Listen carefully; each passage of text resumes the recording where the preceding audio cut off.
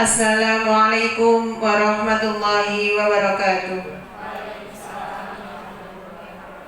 Alhamdulillahirabbil alamin wa bihi nasta'in wa ala umuri dunya waddin. Wassalatu wassalamu ala asyrafil anbiya'i wal mursalin sayyidina Muhammadin wa ala alihi wa sahbihi ajma'in. Amma ba'du. Yang terhormat Bapak Kepala SMP Negeri 1 Borno, Bapak Halim Mustar SPD MPD, pemateri calon guru penggerak Angkatan 5 Kabupaten Bojonegoro di SMP Negeri 1 Borno yang kami hormati, serta Bapak Ibu guru dan karyawan SMP Negeri 1 Borno yang berbahagia. Alhamdulillahirabbil alamin. Pada pagi hari ini kita bisa menghadiri undangan dalam acara diseminasi budaya positif calon guru penggerak Angkatan 5 Kabupaten Bojonegoro di SMP Negeri 1 Borno dalam keadaan sehat walafiat. Salawat serta salam semoga tetap terlimpahkan kepada junjungan kita Nabi besar Muhammad Sallallahu Alaihi Wasallam. Langsung saja acara diseminasi budaya positif calon guru penggerak Angkatan 5 Kabupaten Bojonegoro di SMP Negeri 1 Borno, Jumat 9 September 2022. Acara pertama pembukaan, acara kedua sambutan Bapak Kepala SMP Negeri 1 Borno, acara yang ketiga yakni pemaparan materi oleh Ibu Eli Budiastuti dan Ibu Diah Damayanti. Acara yang keempat sesi tanya jawab, dan acara yang kelima penutup. Langsung saja mari kita buka acara pada pagi hari ini dengan bacaan basmalah. Bismillahirrahmanirrahim. Semoga dengan bacaan basmalah tadi acara demi acara dapat berjalan dengan lancar tanpa ada suatu halangan suatu apapun. Dilanjutkan dengan acara yang kedua, yakni sambutan Bapak Kepala SMP Negeri 1 Borno kepada Bapak Halim Mustar SPD MPD. Disilahkan. Terima kasih. Assalamualaikum warahmatullahi wabarakatuh. Alhamdulillahirabbil alamin. Wassalatu wassalamu ala asyrafil anbiya'i wal mursalin wa ala alihi wa sahbihi ajmain. Rabbi shrah li sadri wa yassir li amri wahlul 'uqdatam min lisani yafqahu qawli.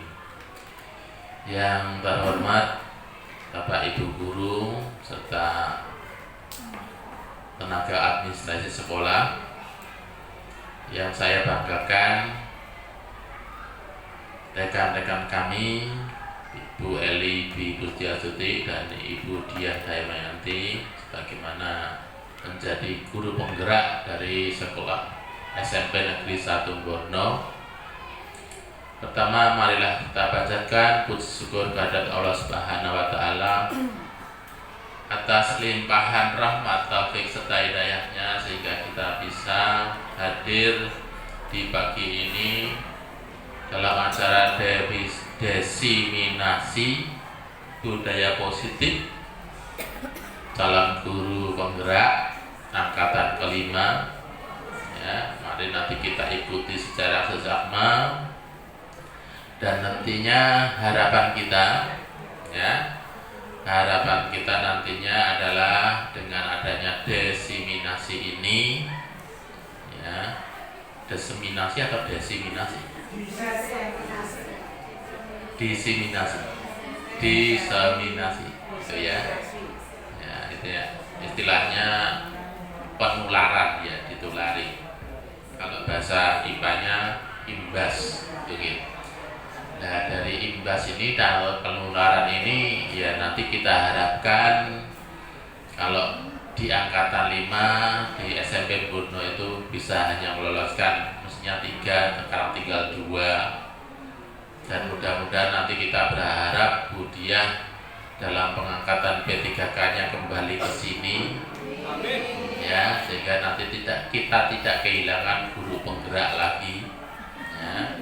Karena untuk kurikulum 13 ini penggeraknya, rohnya itu juga diawali oleh guru-guru penggerak.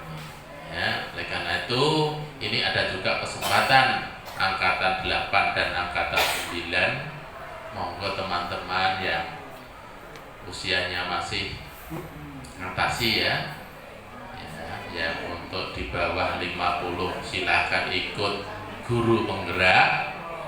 Yang usianya di atas 50 tahun ikut pengajar praktek ya.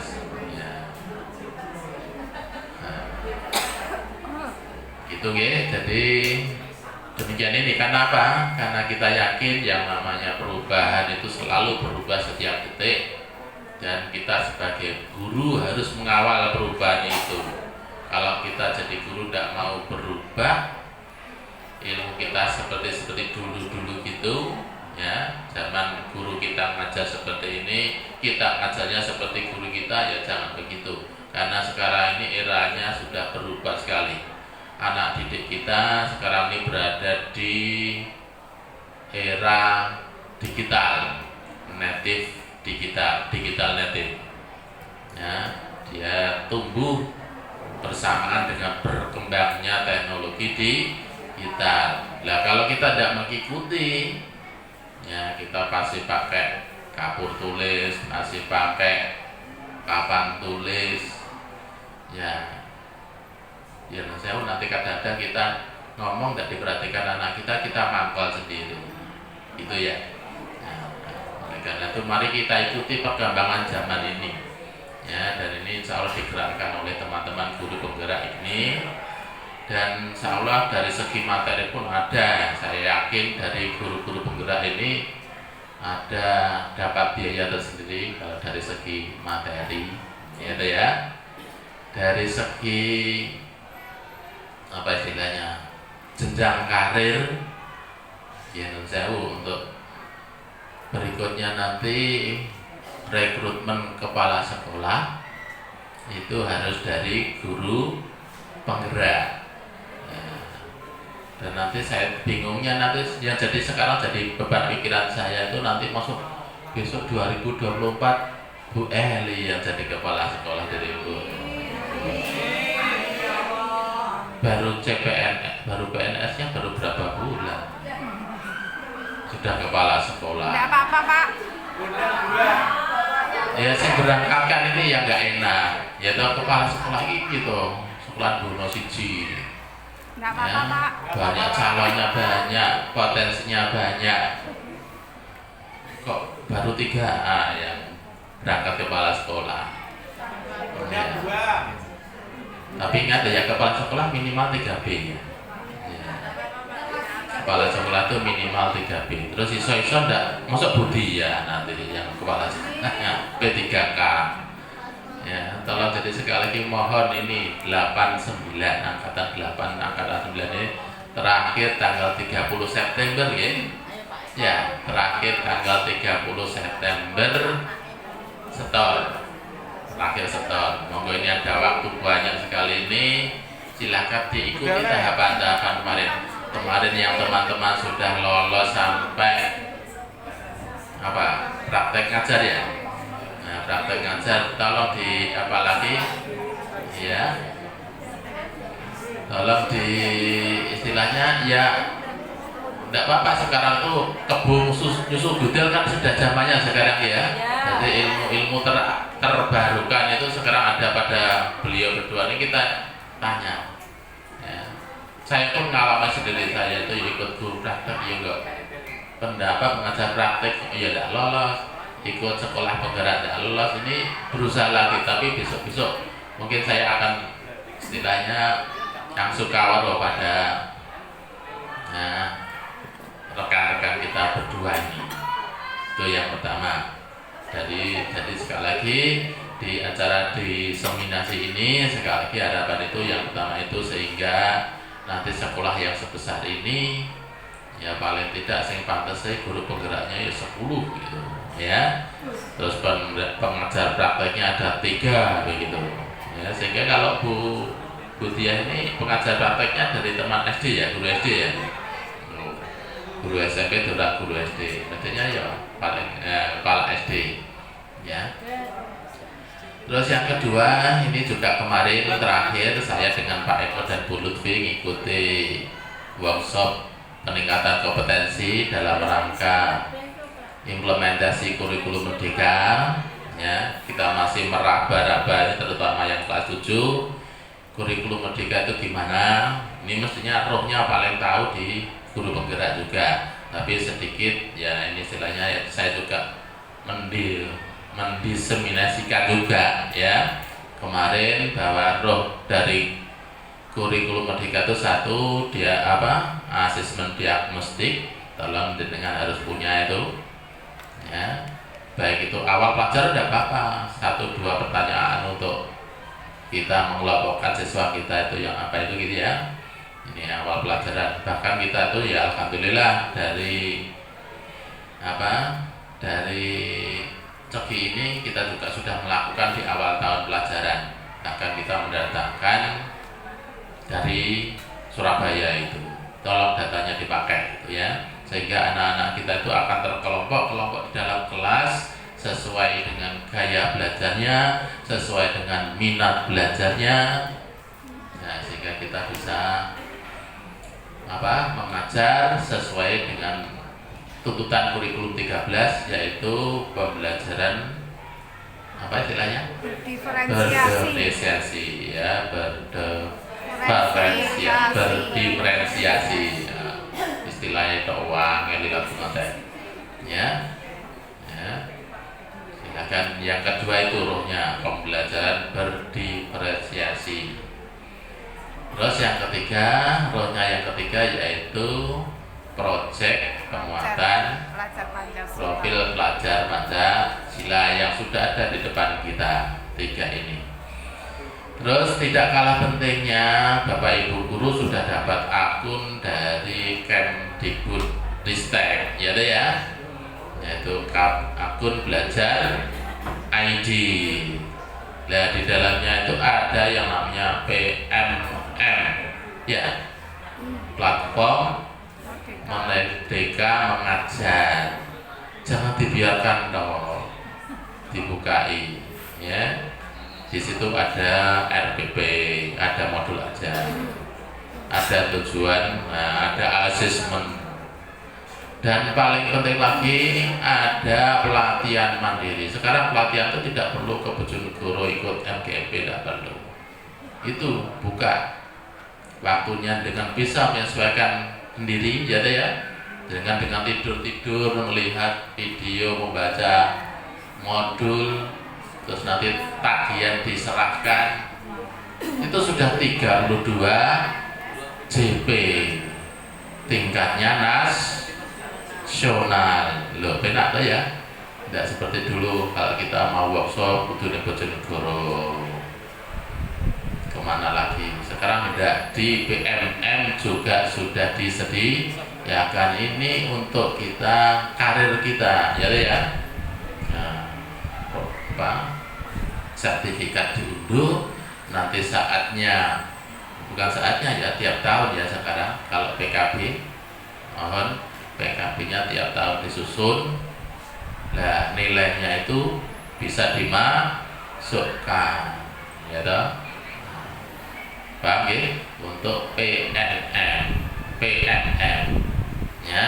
Karena ini juga demikian, untuk PMM itu juga menentukan status rating sekolah kita. Nah, rating sekolah kita masih warnanya merah, kan apa istilahnya, tingkatannya ya, tingkatan terendah itu merah, terus kuning, oranye dulu ya, merah, oranye, kuning, hijau, biru, yang tertinggi biru. Lah kok selama ini kok bonus 1 kok ratingnya kasih merah, itu berarti PMM-nya tidak pernah diakses ini ya. Tapi alhamdulillah kita juga terselamatkan buat teman guru kita ini. Paling tidak sudah ada 2 guru di Borno ini yang sudah memanfaatkan PMM sekolah kita. Alhamdulillah, mungkin sudah warnanya biru insya Allah nanti kalau dilihat. Tapi hanya nilainya hanya 2 Oleh karena itu saya tolong nih ya.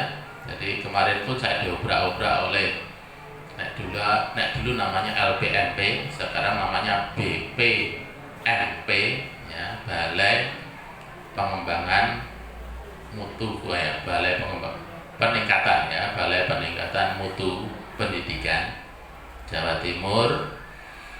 Nah, saya juga diobrak-obrak gitu, tolong dipesankan Mas, Bapak Ibu guru, PMM jangan hanya login toh, berarti jenengan ini statusnya baru login saja, masuk saja, belum memanfaatkan fasilitas ketesan yang ada di akun jenengan ya gitu.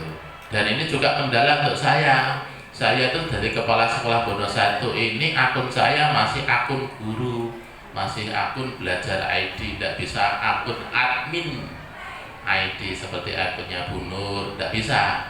Kenapa? Karena akun di Bono 1 ini belum mencapai 80%.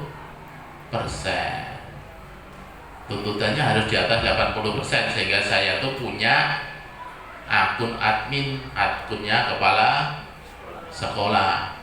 Nah, kendalanya di mana nanti? Kalau saya tidak punya akun kepala sekolah, otomatis saya tidak bisa mengakses Dapodik.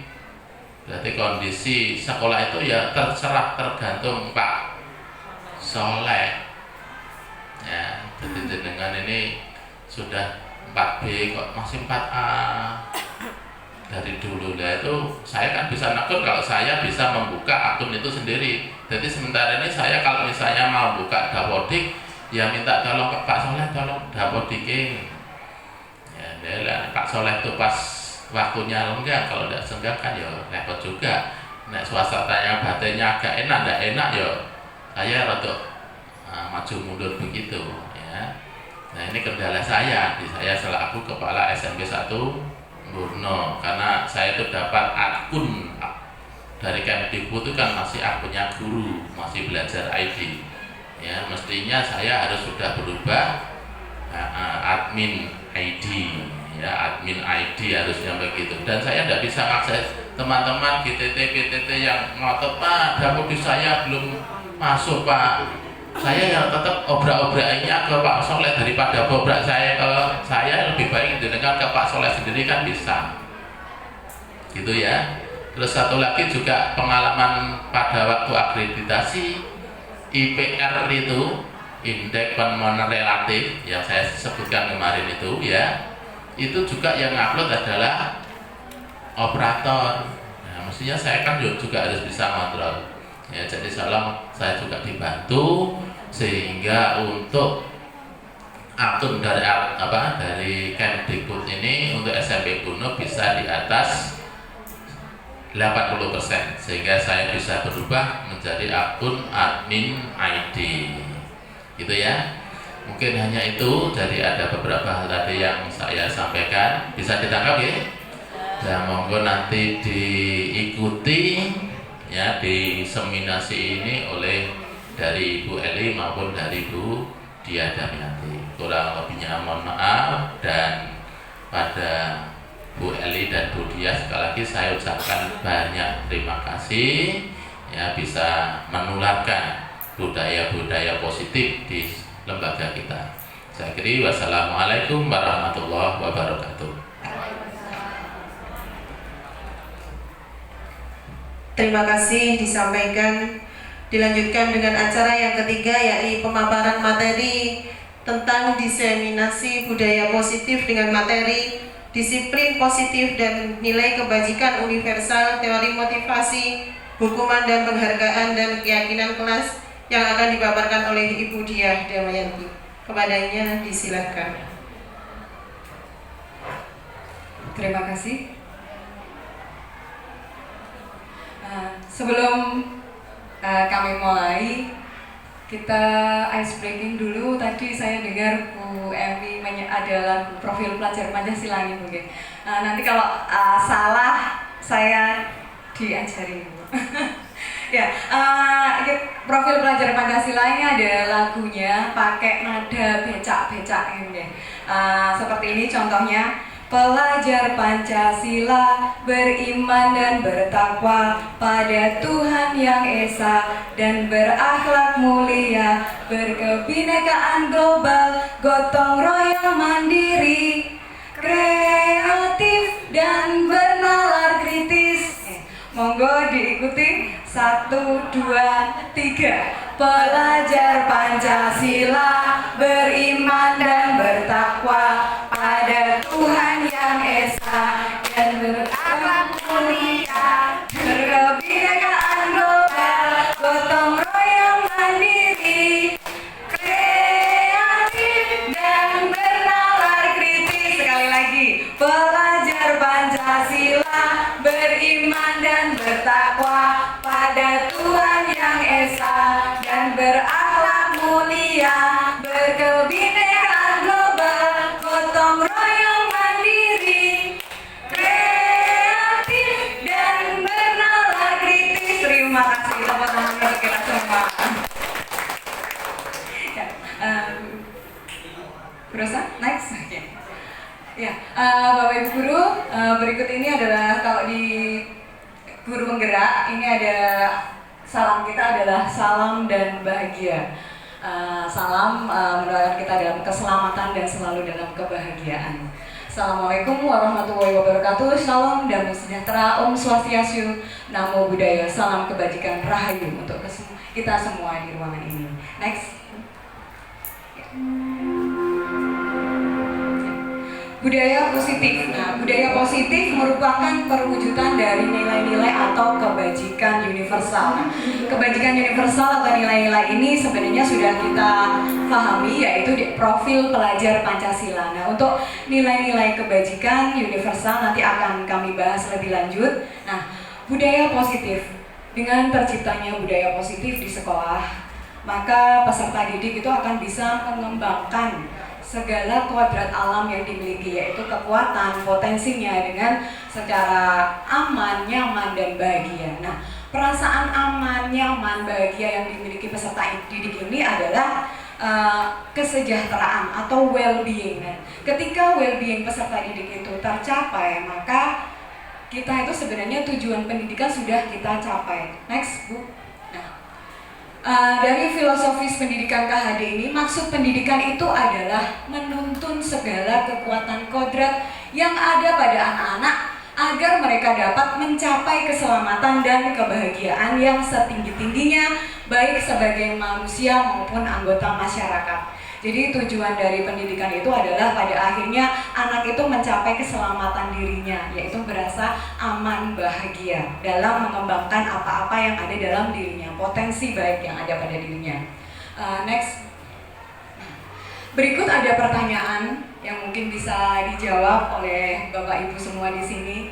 Pertanyaan ini sebenarnya akan memantik Bapak Ibu. Mungkin nanti selama materi berlangsung akan bertanya-tanya pada diri sendiri apa jawabannya, atau mungkin akan bertanya-tanya pada diri sendiri juga, apakah selama ini keyakinan-keyakinan yang saya pegang dalam saya mendidik dalam proses pembelajaran itu apakah sudah tepat atau mungkin belum.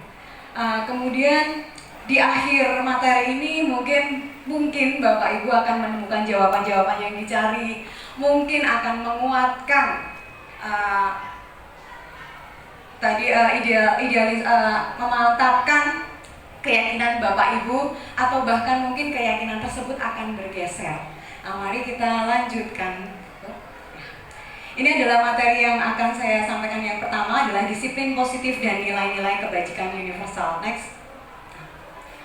Perubahan paradigma. Nah, ternyata budaya positif itu diawali dengan perubahan paradigma antara teori kontrol dan teori kontrol ya. Nah, ini Bapak Ibu kegiatan yang akan kita lakukan berpasangan dengan teman sebelahnya. Anda mencoba menulis sesuatu di kertas kecil. Kemudian di kertas kecil tersebut tuliskan sesuatu yang paling berharga di Bapak Ibu. Nah, kemudian teman di sebelah Bapak Ibu akan berusaha untuk membuka kepalan tangan tersebut. Entah kepalan tangan tersebut itu bisa terbuka mungkin dengan rayuan, dengan ancaman, atau yang lainnya. Nah, Mungkin saya dengan Bu Eli, monggo Bu Eli dituliskan sesuatu. Nah, ada waktunya 30 detik untuk berhasil membuka kepalan tangan tersebut. Mungkin Pak Kasturi dengan Pak Puguh. Ya. Ya, dicoba sesuatu yang paling berharga. Jadi nanti akan dicoba apakah siapa yang berhasil membuka kepalan tangan tersebut, apakah ada dalam 30 detik itu, apa tidak. Saya akan mencoba dengan Bu Eli. Ini ya, Bu Eli sudah menuliskan sesuatu di sini yang paling berharga, jadi saya akan merayu. Boleh saya buka Mbak? Nanti kita habis ini minum, dibeli kopi Mbak. Ayo dulu, nanti udah saya traktir, mau apa sih? Traktirnya beli kopi aja. Oh, tambah rocket chicken. Iya. Ayo dong, masa gak kasih yang sama saya? Ya, di mana ya? Oke, boleh ke Semarang tanggal berapa Bu? Oke, 20 nanti ya, gampang. Nanti kita jalan-jalan ke Semarang. Iya, saya oke. Nah, ini sebenarnya hanya kegiatan aja ya Bapak Ibu ya. Jadi ada siapa yang berhasil mendapatkan atau membuka kepalan tangan temannya? Angkat tangan. Oke. Bu Eni tadi sama Bu Emi, apa yang dilakukan kok bisa mendapatkan gitu? Iya. Dikasih permen Bu saya. Oh, dikasih permen ya, dikasih permen. Ada yang tidak berhasil, Oh, Pak Pugur rayuannya sulit ya. Ya, jadi ada satu pertanyaan lagi.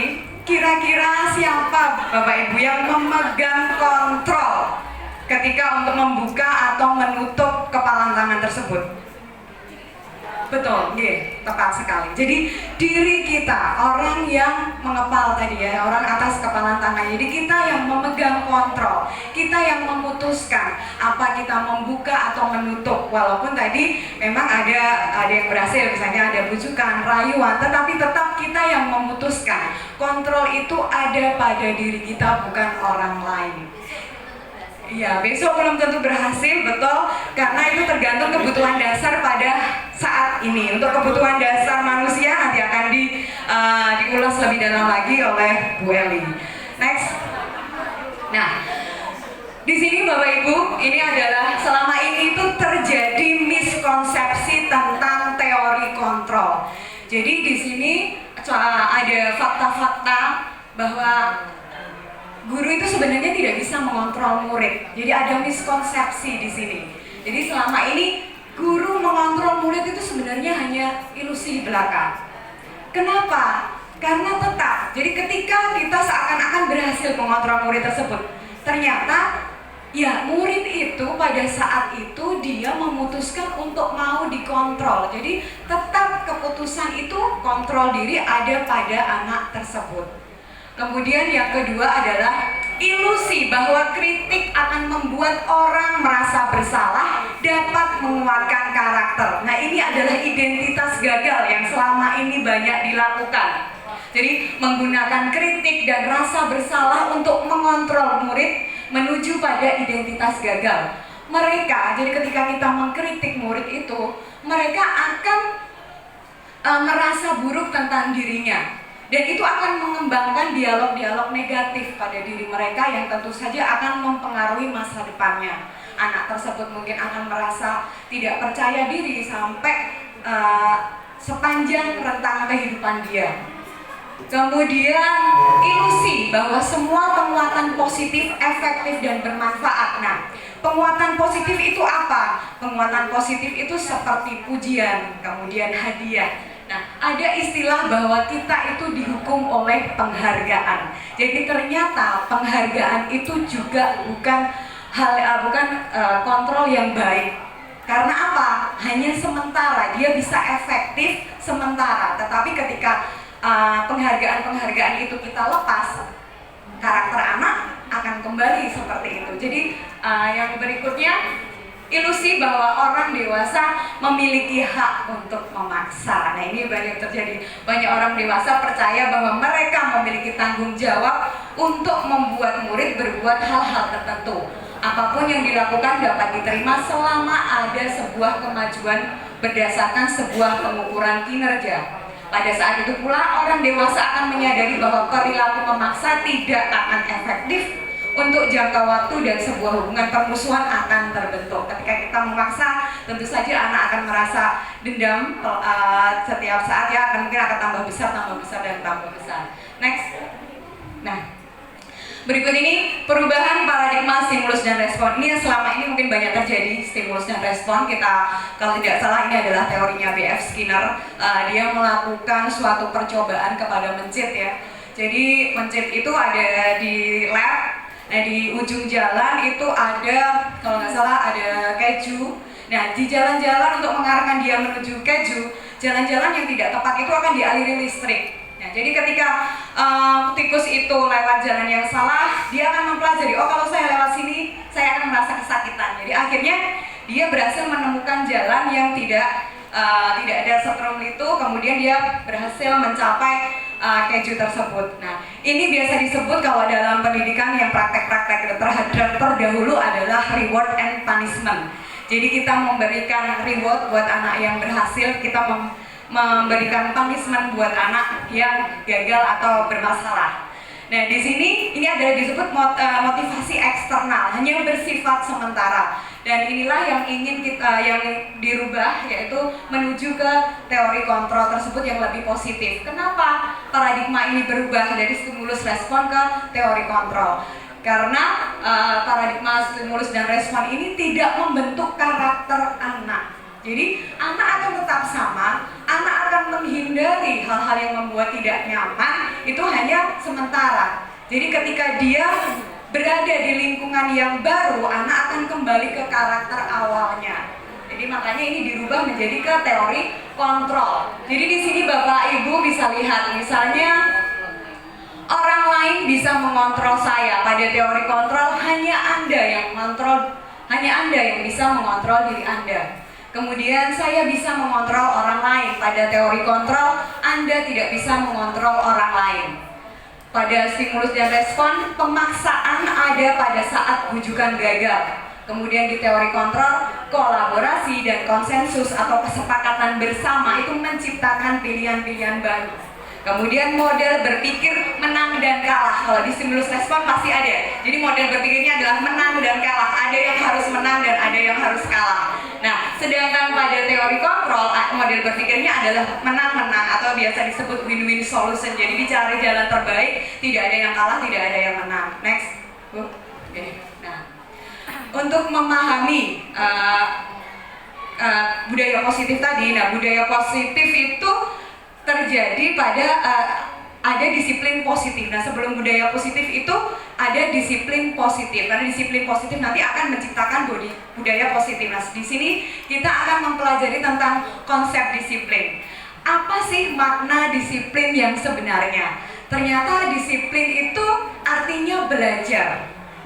Jadi belajar disiplin adalah belajar kontrol diri dengan menggali potensi kita agar tercapai tujuan mulia, yaitu menjadi seseorang yang kita inginkan berdasarkan nilai-nilai yang kita hargai.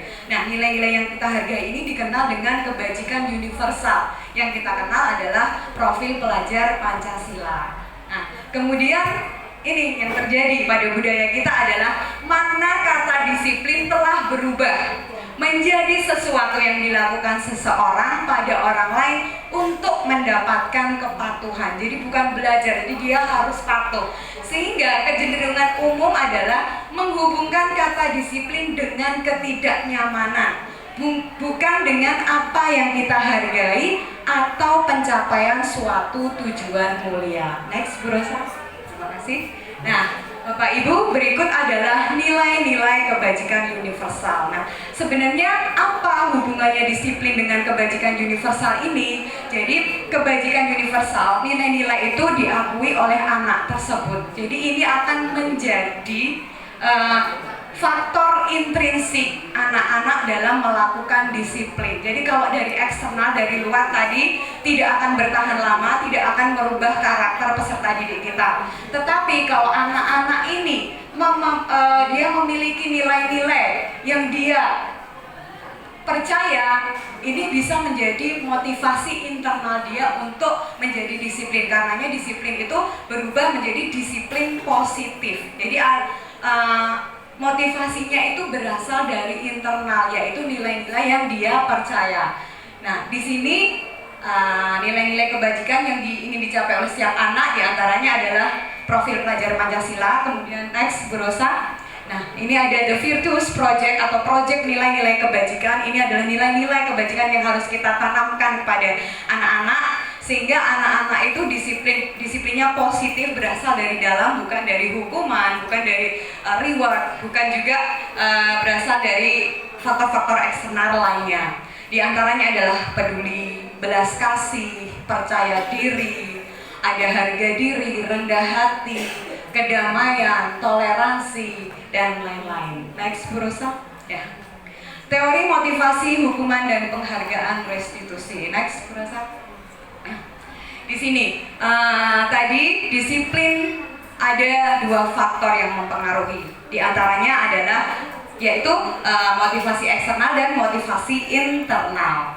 Yang pertama, untuk menghindari ketidaknyamanan atau hukuman. Biasanya anak akan menjadi disiplin karena untuk menghindari hukuman. Ini punishment. Biasanya akan muncul pertanyaan dalam diri anak, apa yang akan terjadi apabila saya tidak melakukannya? Motivasi eksternal. Yang kedua, dihukum oleh penghargaan untuk mendapatkan imbalan dari orang lain atau institusi. Anak akan berpikir atau orang tersebut akan berpikir, apa yang akan saya dapatkan apabila saya melakukannya? Eksternal. Ini motivasi internal untuk menghargai diri sendiri. Menghargai diri sendiri termasuk nilai-nilai kebajikan. Saya akan menjadi orang yang seperti apa bila saya melakukannya. Jadi motivasi internal inilah yang akan melekat pada diri seseorang dalam jangka waktu yang lama, dan juga akan merubah karakter, menguatkan karakter positif, karakter baik pada orang tersebut. Next, Bu Rosa. Nah, ini sesuai dengan apa yang dikatakan oleh Ki Hajar Dewantara, dituliskan ya. Ki Hajar menyatakan bahwa untuk mencapai kemerdekaan atau dalam konteks pendidikan kita saat ini, untuk menciptakan murid yang merdeka, syarat utamanya adalah harus ada disiplin yang kuat. Disiplin yang dimaksud adalah disiplin diri yang memiliki motivasi internal. Jadi motivasi internal bukan eksternal. Jadi internalnya tadi motivasinya berawal dari nilai-nilai kebajikan yang anak tersebut percaya. Nah, merdeka di sini artinya tidak hanya terlepas dari perintah, akan tetapi juga cukup buat memerintah diri sendiri. Jadi anak itu sudah memahami bahwa kalau saya melakukan ini, berarti akibatnya ini. Jadi saya harus melakukan ini demi ini. Jadi mereka yang memerintah dirinya sendiri, bukan orang lain. Tentu saja prosesnya bukan hal semudah kita membalik tangan ya, tapi akan ada proses yang panjang sekali. Next, Bu Rosa.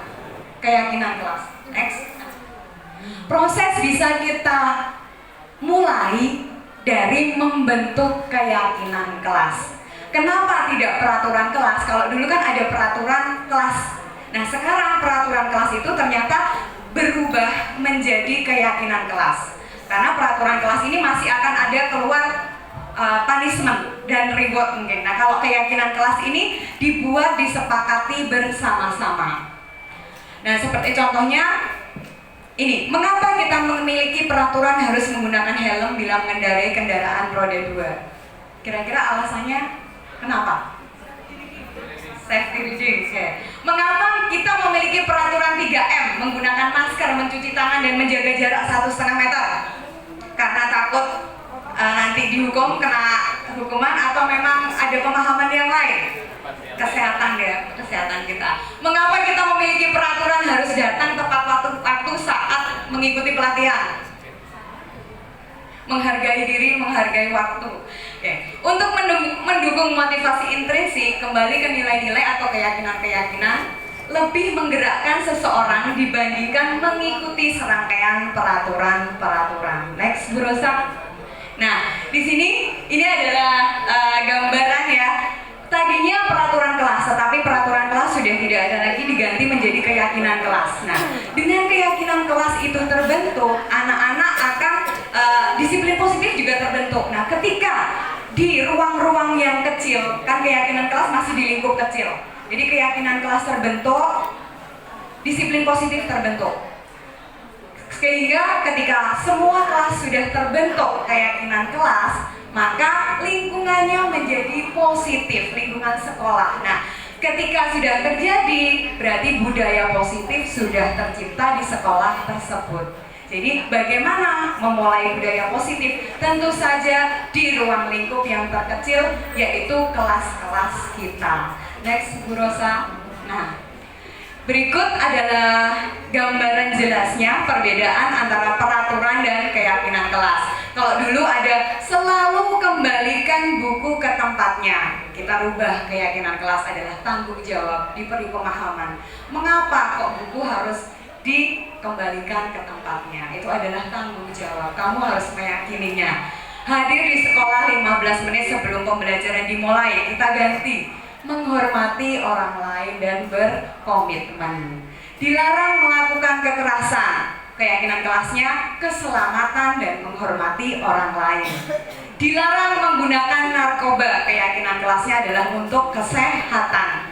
Bergantian atau menunggu giliran, menghormati orang lain, bersabar. Gunakan masker, kesehatan dan keselamatan. Jangan berlari di kelas atau koridor, keselamatan dan keamanan. Next. Nah, berikut ini adalah contoh kesepakatan kelas. Ini contohnya di TK Dharma Wanita Persatuan. Jadi kesepakatan kelas seperti ini. Kami guru dan murid yang saling menyayangi. Kami murid yang semangat belajar. Kami murid yang peduli dengan teman-temannya. Next, Bu Rosa. Nah, ini keyakinan kelas yang kemarin setelah saya mempelajari modul ini, saya belajar menerapkan di kelas-kelas saya. Nah, pertama itu yang saya lakukan, saya itu punya 4S. Kalau di kelas saya selalu mengatakan pada anak-anak kelas informatika, misalnya informatika itu ada 4S. 4S apa? Sopan, santun, santai, dan serius. Nah, kemudian saya membuat kesepakatan kelas. Jadi sopan itu diurai.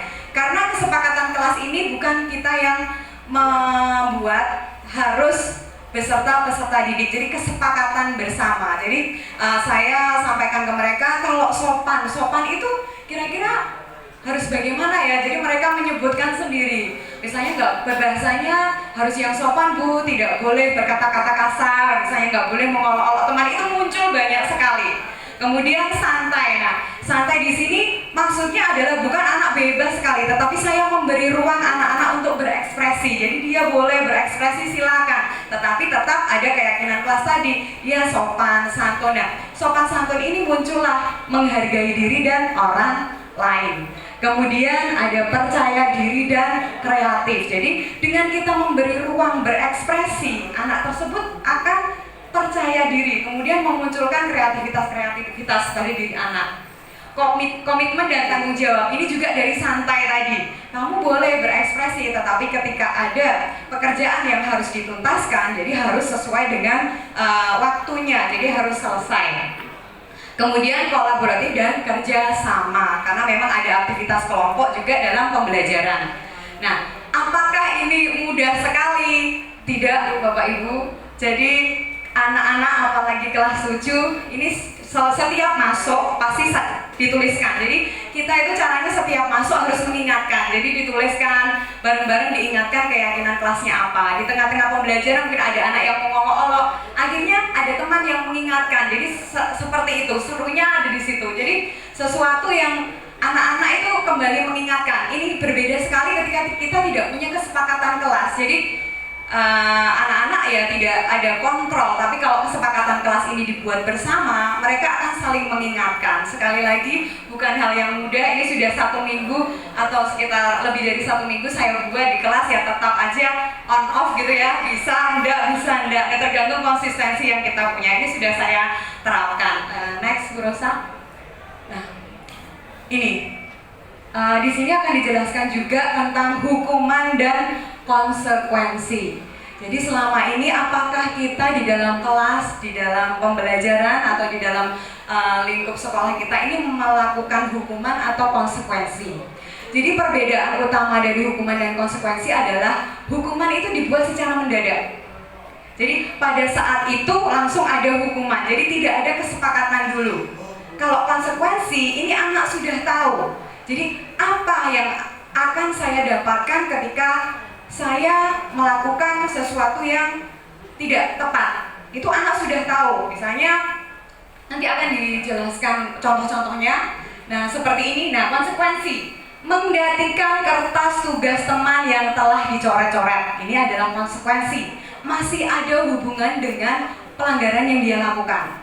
Karena dia mencoret-coret, jadi konsekuensinya adalah ya dia harus mengganti. Tetapi kalau hukuman, misalnya coret-coret buku temannya, dia harus lari di lapangan atau hormat bendera. Nah seperti itu adalah hukuman, karena tidak ada hubungannya sama sekali dengan perbuatan yang dia lakukan. Membersihkan tumpahan air di meja tulis karena tersenggol pada saat belajar, itu adalah konsekuensi. Kemudian murid disuruh untuk mengenakan sepatu seharian di sekolah karena tidak mengenakan murid disuruh untuk tidak mengenakan sepatu seharian di sekolah karena tidak mengenakan sepatu hitam. Ini adalah hukuman. Kemudian mencatat 100 kali di dalam buku kalimat, saya tidak akan terlambat lagi karena terlambat ke sekolah, itu adalah hukuman. Karena tidak ada hukuman, ini tidak akan merubah perilaku mereka. Jadi ini merupakan hukuman. Next. Iya, memang sepertinya ya hukuman. Nah ini hukuman, sesuatu yang menyakitkan harus terjadi. Konsekuensi, sesuatu yang harus terjadi. Jadi intinya adalah ketika kita memberikan konsekuensi, ada hubungannya dengan perbuatan yang dia lakukan. Jadi ada manfaatnya buat diri dan orang lain. Kemudian anak akan membenci kedisiplinan. Kalau konsekuensi, anak akan menghargai disiplin. Kalau hukuman paksaan, kalau di konsekuensi ada stimulus, ada tanggapan. Konsep diri yang buruk, hukuman akan membentuk konsep diri yang buruk. Kemudian anak akan belajar untuk menyembunyikan kesalahannya kalau kita menghukum. Anak belajar untuk memenuhi peraturan apabila konsekuensi. Jadi sekali lagi, konsekuensi itu dibuat juga atas kesepakatan. Jadi anak itu paham apa yang dia perbuat itu akan menimbulkan konsekuensi, tanggung jawabnya harus seperti apa. Kalau hukuman sering terjadi adalah di kelas, misalnya ketika anak-anak rame, nah itu kita akan memberikan suatu hukuman ke dia. Misalnya, kamu rame, kamu harus misalnya berdiri di belakang. Nah seperti itu adalah hukuman, karena memang sebelumnya tidak disepakati. Jadi anak tidak paham ketika dia rame, oh berarti saya kan nggak apa-apa, tidak ada kesepakatan apapun, tidak ada konsekuensinya. Jadi itu adalah hukuman. Next, Bu Rosa. Nah, di sini diperlihatkan identitas gagal. Jadi hukuman itu adalah identitas gagal. Kemudian identitas suksesnya, disiplin positif itu adalah konsekuensi dan restitusi. Nanti restitusi Bu Eli akan menjelaskan lebih lanjut. Oh, restitusi. Iya, segitiga restitusi. Nanti akan ada prakteknya segitiga restitusi. Bukan retribusi ya Bu ya. Ya, hukuman, sesuatu yang menyakitkan harus terjadi. Kalau konsekuensi, sesuatu harus terjadi. Sedangkan restitusi merupakan pilihan. Jadi nanti anak akan diberikan pilihan-pilihan dalam restitusi. Tidak nyaman untuk murid atau anak untuk jangka panjang, itu adalah hukuman. Sistem tidak akan berjalan bila murid tidak takut, itu adalah hukuman. Sedangkan untuk konsekuensi, penguatan hanya bertahan dalam jangka waktu pendek. Konsekuensi. Kalau restitusi, masalah terpecahkan, karena kalau kita menggunakan segitiga restitusi kepada anak itu yang akan memutuskan apa-apa yang akan dia jalani. Jadi anak tidak lagi kita dikte, tetapi anak akan mencari pemecahan masalah sendiri. Kemudian kalau identitas gagal hukuman ada murid atau anak membenci peraturan. Kalau konsekuensi, murid atau anak menghormati peraturan. Untuk restitusi, murid anak menghormati dirinya dan orang lain. Jadi identitas gagal ketika hukuman dilakukan negatif. Konsekuensi adalah netral. Yang terbaik adalah restitusi. Jadi positif. Next, Bu Rosa. Oke, saya rasa cukup dari saya. Kebutuhan dasar manusia dunia berkualitas dan sampai segitiga restitusi akan disampaikan oleh Bu Eli. Terima kasih. Wassalamualaikum warahmatullahi wabarakatuh.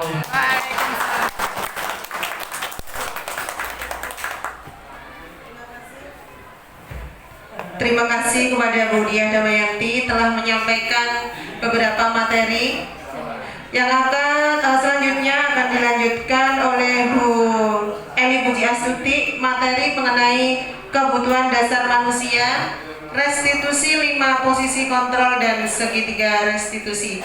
Kepada Bu Eli Puji Astuti disilahkan.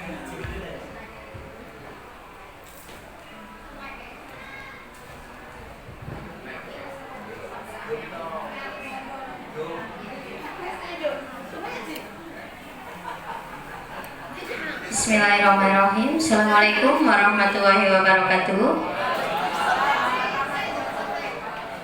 Bapak Kepala SMP Negeri 1 Borno, Bapak Halim Mustar SPD MPD yang kami hormati, rekan kami sesama calon guru penggerak Ibu Diah Damayanti yang kami banggakan, serta Bapak Ibu guru dan karyawan SMP Negeri 1 Borno yang berbahagia. Terima kasih atas waktu yang diberikan kepada kami sehingga memberi kami kesempatan di sini untuk bersama-sama belajar dengan Bapak Ibu guru yang ada di sini mengenai budaya positif. Ini dalam rangka diseminasi kami sebagai calon guru penggerak pada modul 1.4 bagian aksi nyata. Izinkan saya untuk di sini bukan menggurui atau bagaimana ya Bapak Ibu, tapi di sini kita belajar bersama. Jadi menemukan sejatinya itu bagaimana kita menjadi seorang pendidik dan mengantarkan putra-putri kita, anak-anak yang sudah dipercayakan dan diamanahkan kepada kita untuk mencapai kodrat alam dan zamannya menuju kesuksesan. Seperti yang disampaikan oleh Ibu Moderator, Ibu Musidatur Rahmawati, jadi di sini saya akan menyampaikan 3 hal. Yang pertama adalah mengenai kebutuhan dasar manusia dan dunia berkualitas. Kenapa ini harus disampaikan?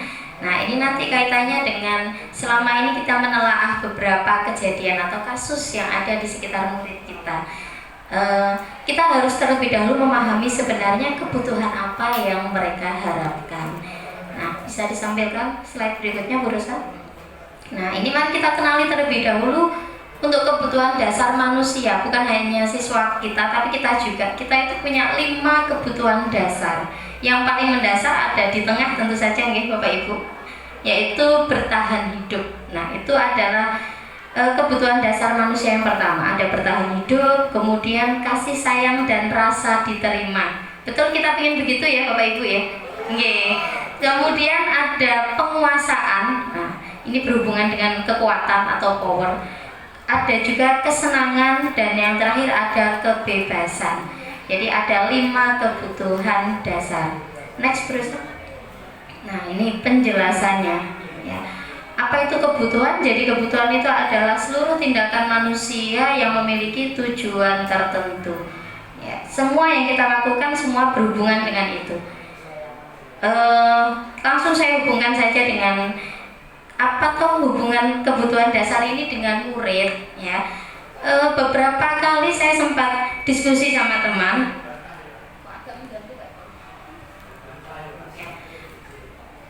Sempat berdiskusi dengan beberapa teman, ada beberapa permasalahan. Misalkan kemarin sempat muncul permasalahan, saya diskusi sama Bu Ida, misal di kelas 7 ya. Kelas 7 itu ada anak yang mengeluh misalkan bekalnya, membawa bekal kan ya, bekalnya diambil oleh kakak kelas, ada kan Ibu Lis kemarin cerita gitu. Kemudian ada kakak kelas itu yang ke kelas ngambil galonnya anak kelas 7 adik kelasnya. Nah ya, kalau seperti itu, nah bagaimana seharusnya tindakan kita? Kita hubungkan dengan tadi 5 kebutuhan dasar manusia. Sebelum kita menerapkan atau kita melakukan sebuah tindakan, mari kita analisis dulu. Kira-kira mereka melakukan itu karena dasar dorongan dari 5 kebutuhan tadi. Kembalikan lagi Bu Rosa. Ya, dari 5 kebutuhan tadi kira-kira atas dasar apa? Ya. Kok minta minum, ngeroyok punyanya adik kelas ya, atau ngeroyok punya kelas lain, itu dasar kebutuhan yang mau mereka penuhi kira-kira apa Bapak Ibu? Penguasaan. Pak Eko mengatakan dasar kebutuhan yang pertama yaitu bertahan hidup. Mengapa Pak Eko?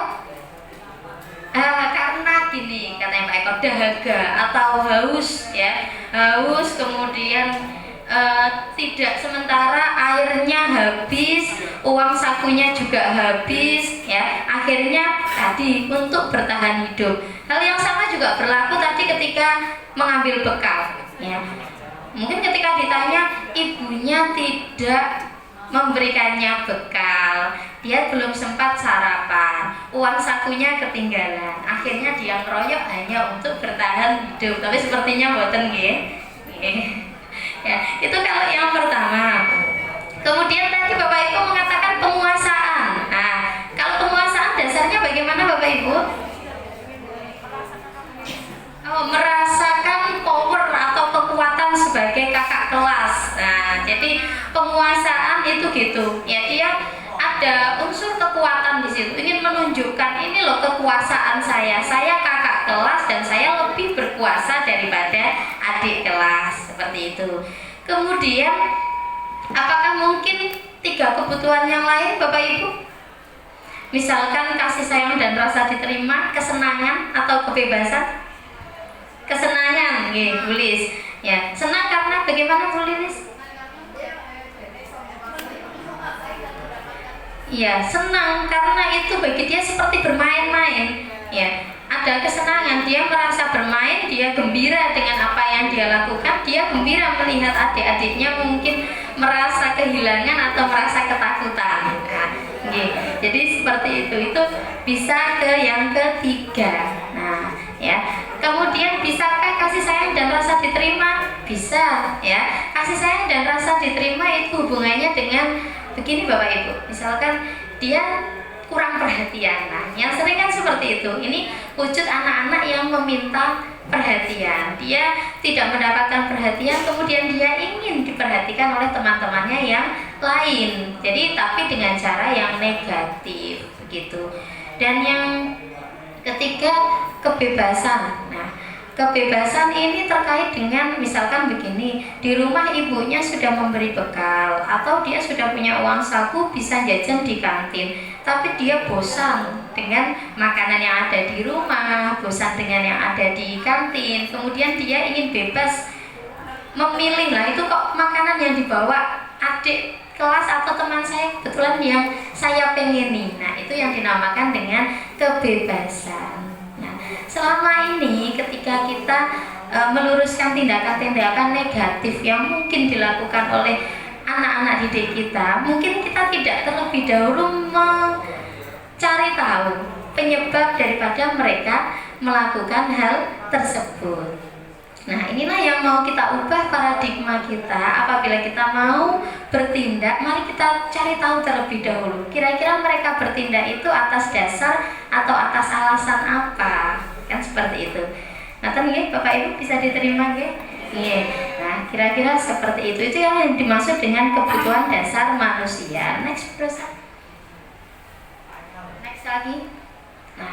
Nah, selanjutnya saya akan masuk seperti yang dikatakan oleh Budi ya. Saya akan masuk ke 5 posisi kontrol. Tapi sebelum masuk ke 5 posisi kontrol, berarti saya harus terlebih dahulu berbicara tentang restitusi. Next, Bu Rosa. Nah, restitusi seperti tadi yang dikemukakan oleh Ibu Diah Damayanti, apa itu restitusi ya? Restitusi itu kalau dalam Kamus Besar Bahasa Indonesia itu berarti mengganti kembali, ya, berarti mengganti kembali. Yaitu kalau dikatakan di situ sebuah proses menciptakan kondisi bagi murid untuk memperbaiki kesalahan mereka sehingga mereka bisa kembali pada kelompok mereka dengan karakter yang lebih kuat. Restitusi bisa dikatakan pengganti, bisa jadi pengganti atas kesalahan yang telah mereka lakukan. Kembali tadi misalkan beberapa kesalahan.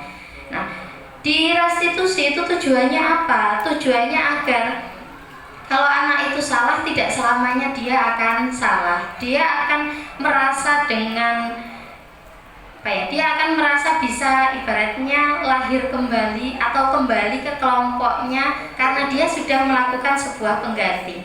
Kalau tidak kita lakukan restitusi, anak itu akan mungkin merasa minder atau merasa terus-terusan saya ini bersalah, saya ini disalahkan begitu. Tapi dengan restitusi itu akan membuat anak itu bisa kembali ke kelompoknya dengan rasa aman, dengan rasa nyaman, dan dia bisa menjadi orang yang baru lagi yang dengan kesalahan yang sudah dia perbaiki. Next, berusaha. Nah, apa itu ciri-ciri restitusi? Ada 9 ciri-ciri restitusi. Jadi tujuan dari restitusi yang pertama itu sebenarnya bukan untuk menebus kesalahan, tapi bagaimana belajar dari kesalahan. Terus yang kedua tadi untuk memperbaiki hubungan.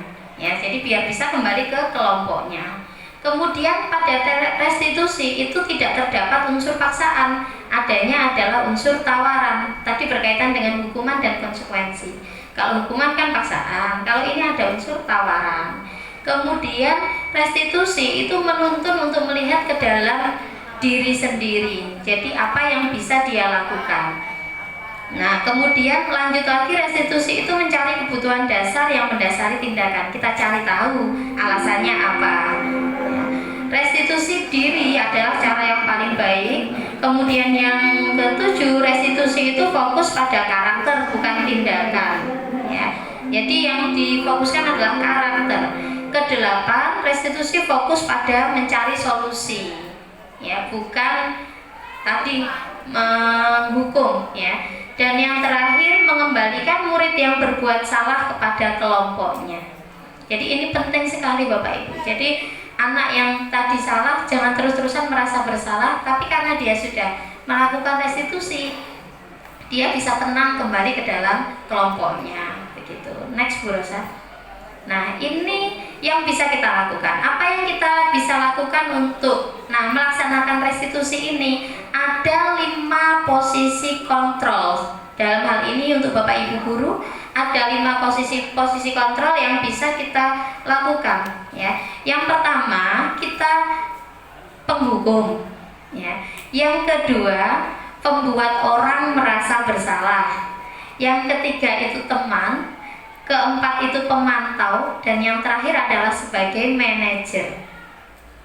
Ya, ini 5 posisi yang sering kita laksanakan. Ya, sebaiknya kita jadi yang mana Bapak Ibu? Nah, nomor 3, 4, dan 5. Ya, dihindari untuk menjadi posisi kontrol sebagai penghukum dan juga pembuat merasa bersalah. Ya, usahakan kita berada di posisi sebagai teman, sebagai pemantau, dan juga sebagai manajer. Ya, apa beda dari kelima posisi ini? Mari kita lihat sama-sama. Untuk posisi penghukum, kira-kira kalau posisi penghukum itu guru berbuat apa? Mari kita lihat. Ya, kita menghardik, menunjuk-nunjuk, menyakiti dan menyindir Bapak Ibu. Nah, menunjuk, menyakiti, kemudian menyindir. Umpama anak tidur di kelas kemudian kita sindir. Waktu itu ternyata posisinya sebagai penghukum. Tidak apa-apa Bapak Ibu, seperti yang sudah dikemukakan Bu Diah di awal, ada beberapa hal yang awalnya kita yakini, yang kami harapkan setelah kita belajar bersama-sama, mungkin keyakinan kita akan bergeser. Itulah yang terjadi pada diri saya dan Bu Diah setelah mengikuti pelatihan ini. Sedikit keyakinan kami bergeser, ya. Tanpa sadar saya juga sering menjadi penghukum, ya. Jadi ya katanya Bu Lis, awas katanya Bu Lis, ya. Betul, ya. Titeni katanya Bu Bida, itu ternyata kita sudah menjadi seorang penghukum. Atau kalau misalkan dalam hal perkataan begini Bapak Ibu, kalau kamu tidak melakukannya, awas ya, rasakan ya nanti ya, rasa no, pokoknya nek gak ngerja no gitu ya, itu ya gaya lawas katanya polisi ya.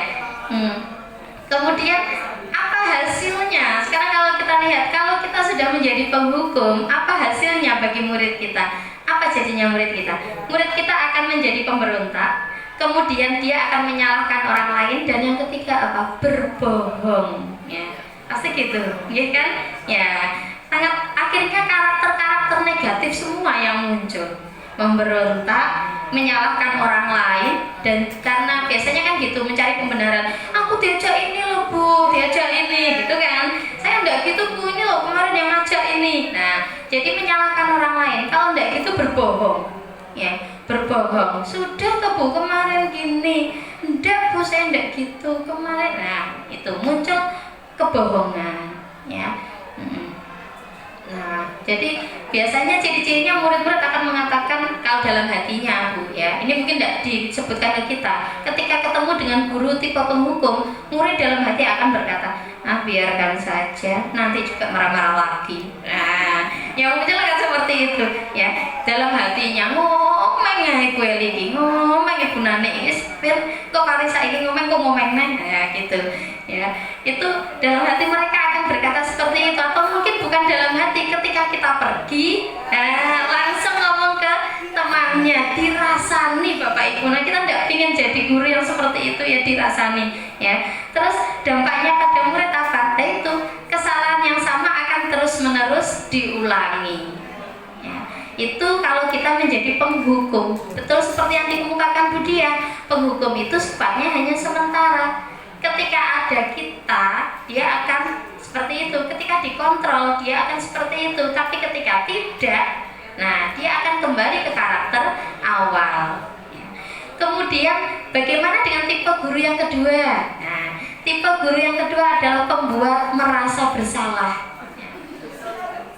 Ya, ini tipe guru kalau seperti ini cirinya bagaimana perbuatannya ya. Ceramah kita itu biasanya ceramah ngomel kita ya. Kita berceramah kemudian mengatakan seharusnya itu gini ya. Ibu kecewa. Tadi kan Bu sudah pesen kamu tak suruh gini. Sekarang Ibu kecewa. Padahal nah misalkan seperti ya ibu kamu itu padahal ya saya harapkan jadi seperti ini, coba kok tidak seperti kelas itu. Nah ya membanding-bandingkan, ojo dibandingke itu. Nah kalau dalam perkataan guru akan berkata, kamu seharusnya kan sudah tahu, ibu itu tidak usah mengatakan ini berulang-ulang, ibu itu rasanya lelah sekali, kamu stres ini, Bu Nani ini banyak pekerjaan ini, Bu Nani tadi padahal sudah berusaha naik ke kelas atas, kakinya Bu Nani sakit, sampai di atas kok kamu seperti ini. Nah, itu adalah termasuk kelompok yang kedua, membuat merasa bersalah ya. Tidak boleh Bu Nani, tapi ini sudah lebih mending daripada yang pertama, yang penghukum. Kita lihat dampaknya ya. Hasilnya adalah anak akan menyembunyikan, menyangkal, dan juga berbohong ya. Menyembunyikan apa? Menyembunyikan perasaan yang sebenarnya ya. Kemudian murid akan berkata, iya Bu, maafkan saya Bu, iya Bu, kelas kami salah. Terus kesini, Bu, kami mewakili kelas ini minta maaf. Nah, gitu akan merasa rendah diri, kemudian merasa bersalah ya. Sebaiknya dua posisi kontrol ini kita buang jauh-jauh dari dalam diri kita. Mari kita coba menjadi tiga yang belakang ya. Tiga yang belakang, yang pertama adalah posisi sebagai teman. Teman di sini bukan berarti terus tidak ada batasan antara guru dan teman, dokter ya. Kalau maksudnya sebagai teman itu bagaimana ya? Ini guru akan membuatkan alasan-alasan untuk muridnya. Nah, tapi dengan yang positif, umpama gini, ayo dikerjakan ini ya, ayo dilakukan ya, lakukan demi ibu. Masa kamu tidak mau? Ini kan, atau ayo didengarkan ya. Tadi kan Bu Nani sudah menerangkan, sekarang gantian kalian yang mendengarkan saya. Jadi ada komunikasi yang dibangun, ada ajakan sama seperti kita bertindak sebagai teman, pakai cara yang halus ya. Jadi tapi ini juga belum sempurna Bapak Ibu. Kalau posisi yang ini akhirnya akan muncul ketergantungan. Jadi selalu minta itu tadi diposisikan sebagai teman ya. Nah, tapi sisi positifnya apa? Murid ini menganggap kita sangat penting, kehadiran kita dinanti karena seperti dia menantikan temannya. Ya, sisi positifnya seperti itu. Ya, tapi sisi negatifnya akan muncul ini masih ketergantungan itu tadi. Ya. Posisi keempat dan kelima ada posisi sebagai pemantau dan juga manajer. The best-nya adalah manajer Bapak Ibu. Ya. Kalau sebagai pemantau itu bagaimana? Nah, ya, sebagai pemantau itu hubungannya tadi dengan konsekuensi dan juga keyakinan kelas. Kita selalu mengingatkan murid akan keyakinan kelas kita dan kita selalu mengingatkan akan konsekuensi. Jadi memantau apakah mereka selalu menaati yang namanya keyakinan kelas dan memantau mereka ketika mereka melaksanakan yang namanya sebuah konsekuensi. Ya. Kalau sebagai manajer ya layaknya sebagai manajer Bapak Ibu. Ya. Jadi lebih mudahnya sebenarnya kita ke contohnya saja akan lebih mudah. Yang sebagai manajer itu bagaimana? Silakan Bu. Nah, ini perbandingannya nggih, ya. Nah, perbandingannya kalau perkataan nggih. Saya kecewa sekali dengan kamu. Ini membuat orang merasa bersalah. Kamu tidak pernah benar melakukannya. Salah terus. Nah, ini penghukum, nggih. Nah, ayolah lakukan demi ibu. Ya, itu teman. Ya, kalau pemantau, apakah kamu mau mendapatkan reward hari ini? Apakah kamu mau dapat stiker bintang? Itu pemantau. Ya. Kalau manajer, bagaimana kamu bisa menyelesaikan masalah ini? Ini menuntut anak untuk apa? Untuk dia menemukan restitusinya sendiri. Nah, penghukum ini Bu, kamu ini kalau mengumpulkan selalu paling terakhir. Nah, ini penghukum Bapak Ibu. Jadi kita seperti dog, mesti ngumpul telat ya, gitu. Penghukum ini ya Bapak Ibu. Ya, next Mbak Rosa. Nah, ini studi kasusnya mungkin kecil sekali Bapak Ibu, tapi saya jelaskan. Nah, dalam sebuah kasus seperti ini Bapak Ibu, ini ada Anto dan juga Dino. Anto dan Dino ini bermain bersama di lapangan basket. Kemudian tiba-tiba mereka berdua berkelahi Bapak Ibu. Mereka berdua berkelahi, adu mulut ya. Dino jadi emosi, kemudian melakukan kontak fisik, gelut ya, menarik kemeja Anto dengan kasar sampai 3 kancing bajunya lepas, tredel gitu ya, beredel ya.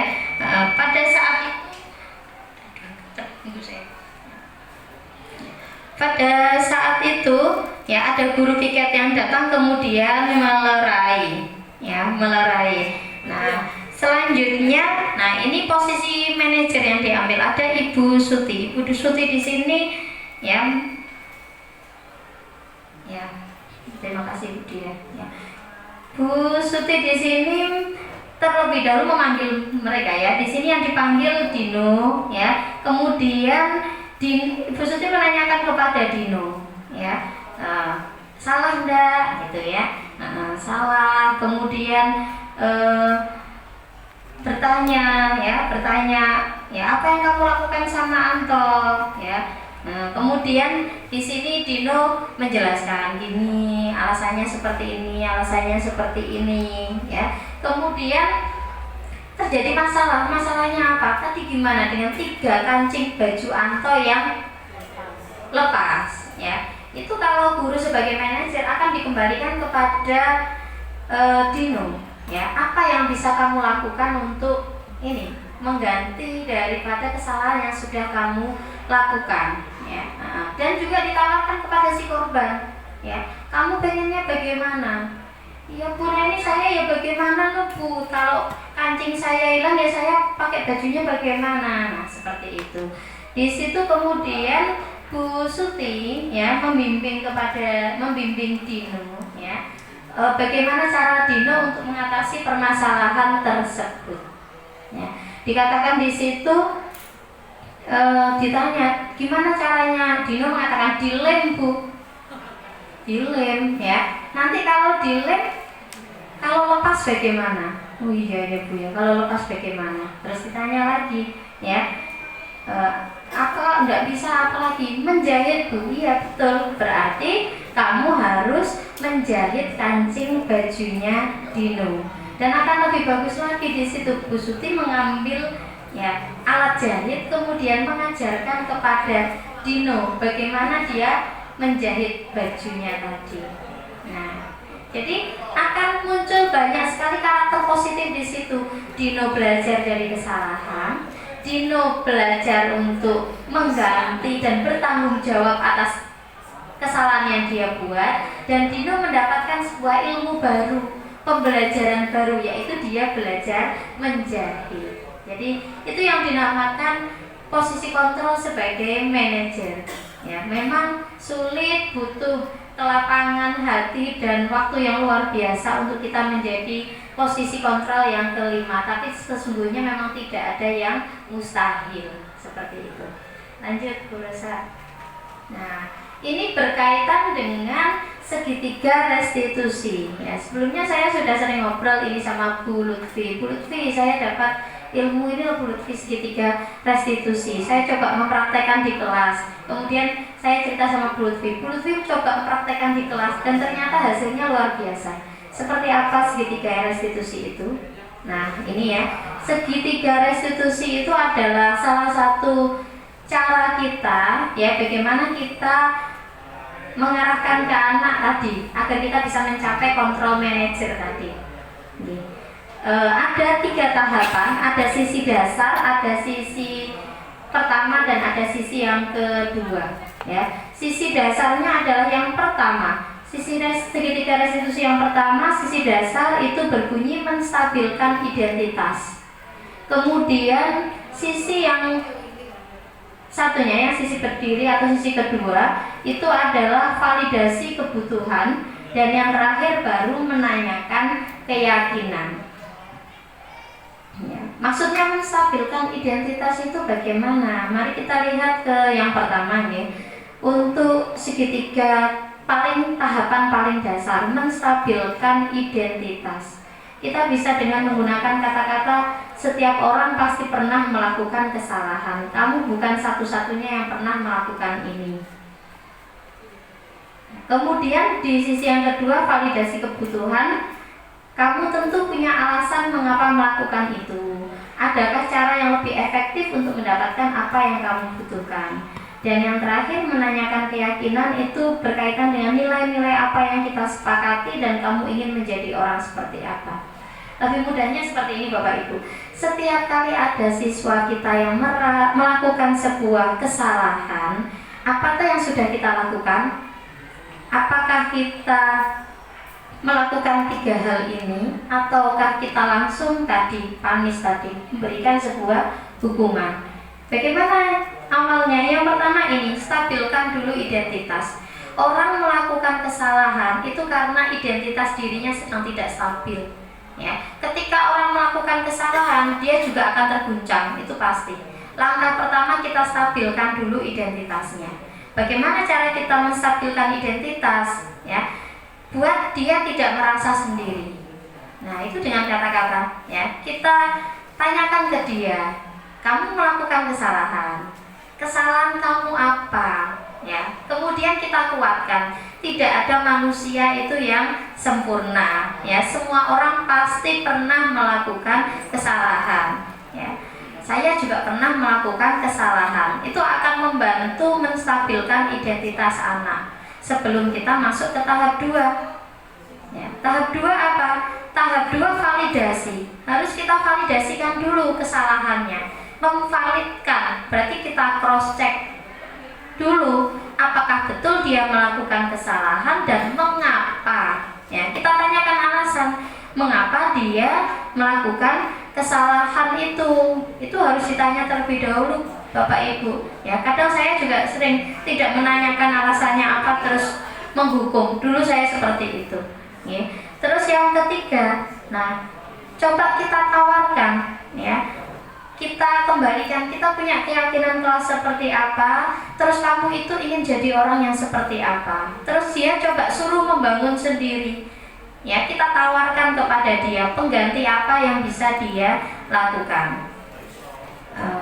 Beberapa saat yang lalu ya, tadi seperti yang saya ceritakan, saya pernah ngobrol sama Bu Lutfi. Saya sudah pernah mempraktikkan segitiga restitusi ini Bapak Ibu. Jadi pada saat itu saya mengajar di kelas 9E Bapak Ibu ya.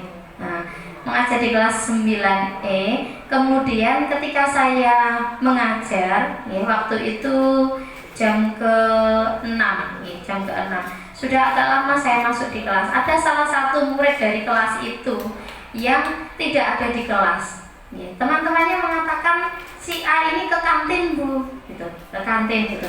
Setelah agak lama berselang datanglah, nah ini datanglah yang kita nanti ya. Ada pintu diketuk ya. Kemudian si A yang saya maksud itu masuk ya. Langsung teman-temannya sorai. Bu, dari kantin Bu, dari kantin Bu, hukum Bu. Anak-anak pasti sudah langsung mengatakan seperti itu. Kebetulan saya memang ingin praktek ya. Terus saya coba tanya, nah dari mana Le? Gitu. Dari belakang Bu. Nah ya, bohong kan ya? Dari belakang. Saya tanya lagi, benar dari belakang? Iya Bu, dari belakang. Terus dari belakang kemana? Itu Bu, dari belakang mampir ke kantin. Nah, jawabannya begitu. Terus, enggak apa-apa, coba cerita. Berarti kan kamu terlambat toh masuk, belum waktunya istirahat, kan gitu toh. Nah, terus saya bilang, ya enggak apa-apa, coba cerita. Kok kamu belum waktunya istirahat, kok kamu ke kantin? Saya tanya gitu. Saya mencoba menanyakan alasannya. Ternyata dia cerita begini Bapak Ibu.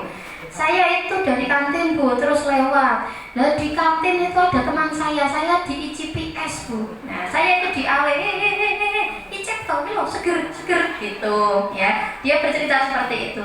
Jadi saya ditawani tuh Bu, disuruh nyeruput. Nah ya saya belok kemudian nyeruput Bu. Terus nyeruput kok enak ya, saya ikut beli ya. Dia bercerita seperti itu. Jadi saya mencoba memvalidasi tindakan dia. Ya, oh ternyata asalnya seperti itu. Kemudian setelah itu saya masuk ke yang ketiga, kan sudah saya validasi tindakan. Yang ketiga apa? Yang ketiga itu, nah kita kembalikan ke keyakinan kelas. Terus saya tanya loh, tapi terus bagaimana dengan teman-teman kamu? Teman-teman kamu yang ada di sini mungkin juga haus sama seperti kamu, mungkin juga pengen ke kantin, ya. Tapi kok belum istirahat. Nah, keyakinan kelas kita apa toh? Ya, kesepakatan kita itu apa toh? Apakah boleh makan dan minum ya sebelum waktunya istirahat? Terus dia bilang, iya Bu, enggak boleh Bu, saya salah Bu. Nah, begitu. Kemudian setelah itu saya coba tawarkan kepada dia.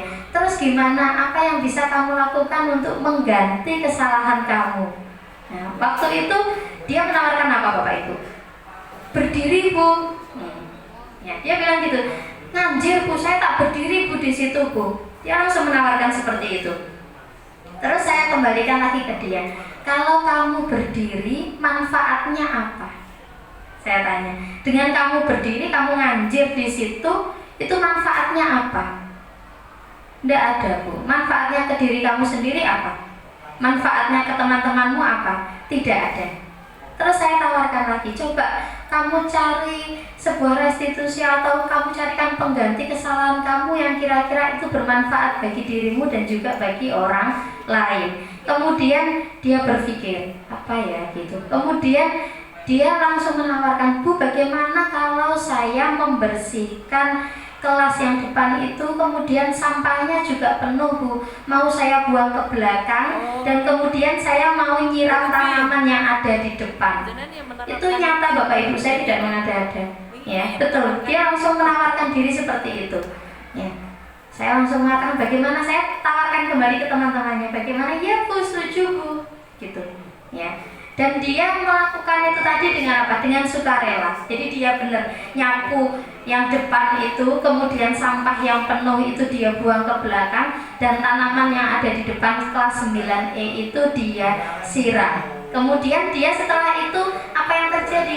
Dia bisa masuk ke kelas, kemudian dia bisa dengan hati lega kembali ke kelompoknya dan bisa kembali melanjutkan pelajaran.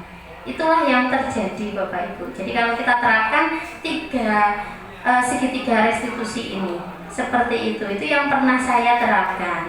Ya, kemarin Bu Lutfi cerita juga pernah menerapkan. Jadi mendapatkan banyak hal positif. Ternyata anak-anak juga akan menawarkan melakukan sesuatu itu bermanfaat, tapi atas dasar ya keikhlasannya sendiri. Beda dengan tadi dia masuk langsung, ya kamu terlambat ke kantin, langsung bersihkan, siram, akan berbeda rasanya dengan itu tadi kita giring opini yang menjadi seperti itu. Ya, okay. Bu Rosa next. Nah ini tadi ya kurang lebih rangkuman dari seluruh materi kita mulai dari yang awal sampai yang akhir. Jadi budaya positif atau disiplin positif itu muaranya dari mana dong ya? Ini. Jadi bagaimana intinya kita itu membangun motivasi internal dari anak-anak kita. Mari kita mencoba untuk menjadikan anak-anak kita ini mencapai keselamatan dalam hidupnya itu dari dasar motivasi internal, dari penanaman karakter seperti memang yang sudah dimaksudkan dalam profil pelajar Pancasila. Ya. Intinya adalah karakter. Jadi motivasi internal sebisa mungkin kita tidak menggunakan yang namanya motivasi eksternal. Jadi biarkan mereka menyadari kesalahannya, biarkan mereka tadi kita harus apa ya? Noneh cacah ngono sesuk ngono kita sebagai pendidik kita tidak boleh menyerah ya. Kita harus selalu mengingatkan itu adalah tugas kita Bapak Ibu, dan insya Allah akan menjadi ladang amal dan ladang pahala kita nanti ya. Apabila kita menemukan anak-anak kita itu tadi belajar dengan aman, dengan nyaman, kemudian insya Allah kalau seperti itu, nah kalau jerah atas dasar kemauan diri sendiri itu kan memang akan lebih awet ibaratnya Ibu daripada karena dihukum atau karena dikontrol atau diawasi. Itu kira-kira pemaparan dari saya ya. Terima kasih. Sepertinya Pak Kasturi mau bertanya, sebentar saya tutup dulu Bu. Terima kasih atas perhatian dan kerjasamanya. Terima kasih sudah berkenan belajar bersama kami di sini. Saya akhiri dari saya. Wassalamualaikum warahmatullahi wabarakatuh. Saya kembalikan kepada Anda.